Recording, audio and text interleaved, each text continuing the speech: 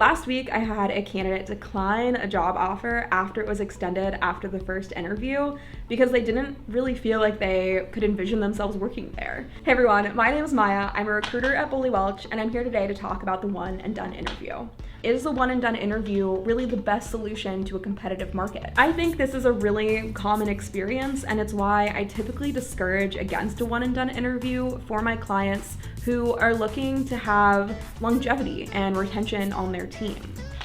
So what can we do to have a balanced timeline where we're still prioritizing urgency, we want to move quickly in the process, but we also really want to ensure that we're protecting the current culture and dynamic in our office spaces, and we're bringing people on that we really think are going to stay for quite some time. So what we want to do is instead focus on building relationships. In the interview process, I think having anywhere between 2 to 3 interviews is a really great Goldilocks zone to land in.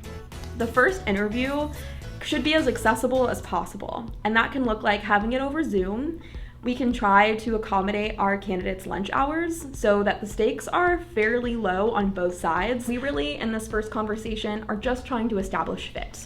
As the company, you are going to be talking about, why the position is open, maybe share some of the details about your history, talk about the current structure, and talk through the candidate's experience. The second thing that I see being very successful with a lot of clients of ours is having timely communication in between the interviews. So if you say during the interview, you'll hear back from us by this date, make sure you're following through on that. And if you are able to have multiple touch points even outside of the interviews, you're gonna be building on the momentum and really being able to establish trust. And that goes a long way in the process. Even if you extend an offer and the candidate declines it, but you are doing a great job of signaling their importance, you are communicating them throughout the entire process, they're gonna tell that to other people and say, this process with XYZ was actually really helpful. It ended up not being a good fit for me, but that was because it didn't align with what I wanted, not because what they were offering wasn't great. If you're able to build that connection, you're gonna get great word of mouth. People are gonna tell other people, whether or not they accepted your offer,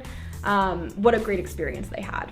Wherever your office is at, wherever the market is at, relationships are always the best solution. And those relationships go a lot further because they're not really time bound. You're creating a connection that you can kind of draw on at any point. And that is really important.